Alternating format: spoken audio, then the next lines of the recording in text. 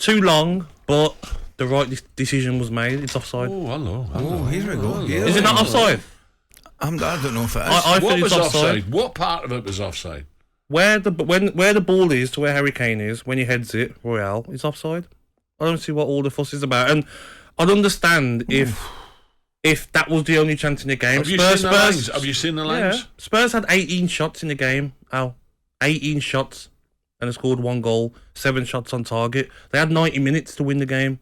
So they should more look at the performance. How was it offside? I think it was offside. What are you looking at me for? I think it was offside. If you look at the line where the ball is, Harry Kane's offside. If it's millimetres, he's offside. So when the ball's headed back, he's offside.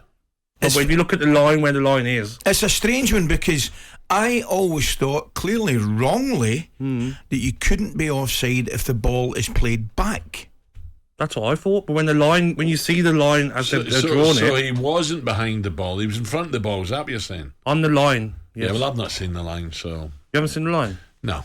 And on the line, it shows like a tiny little bit he's offside. But I'm with you. When you see it in real time, you're like, Royale's headed it back. Yeah. So you're thinking, no. That's why I think Harry Kane celebrated how he did, because it didn't look like it was offside when you put the line in. Yeah, it's too that's long. The point. Listen, we can debate the lines and maybe he's just offside, but the one thing I think we're all got to be in agreement is 4 minutes is just a ridiculous amount of time. Whatever happened, Gab, to look, if it's marginal, you got to give it to the forward, because we want to see entertainment. We want goals in the game. It was silly. I was watching it and I'm thinking, the referee saying to the players, stop having a go at me. I've got nothing to do with this.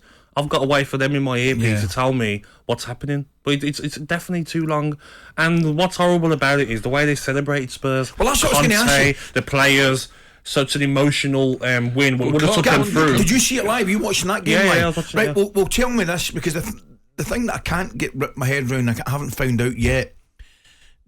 As soon as did the referee give the goal and his assistant gave the goal? Yeah. Wow.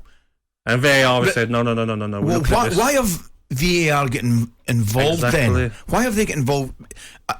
Am I right in saying they should only get involved if the referee or his assistant has made a clear and obvious error? I'm not sure. I think when it's a goal, do you know what I mean? So it's a big incident in the game, they have to look at it. But it's just embarrassing now where you can't celebrate. Ali, they've celebrated Harry Kane's ran over to the bench. The bench have jumped on each other. Can you imagine how much money that's worth? If it goes wrong in Marseille. Imagine Marseille winning. You don't want to be going to Marseille needing the result. No, I've said that earlier. You do not want to go to Marseille. But Clive Allen points out, I think at least half the stadium's closed anyway, so it won't be that gladiator pit. So it'll make it easy. It's still not an easy place to go, I know, especially when a draw's enough, but how do you play just for a draw? You can't, can you? But you look at the game though, the 90 minutes out. Yeah, he can actually. But Ali, the 90 minutes, Spurs didn't do enough. Second half they were better, but how many times are Spurs going to start off games so slowly? You know, it's a Champions League, what they want to be in the big competition. So what we got to be careful with here is, like, Tottenham was at third in the Premier, but my table's in front of me. Yeah. And if they qualify, then the Champions League, you know, what's the fuss about? You know, Conte, but they're booed off at half time. Effectively, it's the last 3 games. You know, overall, I think a lot of the Spurs fans haven't been happy with the quality. Well, they never turned up at Arsenal, did they? No. Didn't turn up at Arsenal. In the last 2 games, outplayed at United and a poor result at home to Newcastle. Apart from that, you'd have to say, as Clive Allen said earlier on this morning, sitting third in the league, they will qualify. I think they'll still get a result in Marseille. I've got to think that's a reasonable start if they qualify. Yeah, but you look at the goal for Sporting Lisbon, he's got to do better.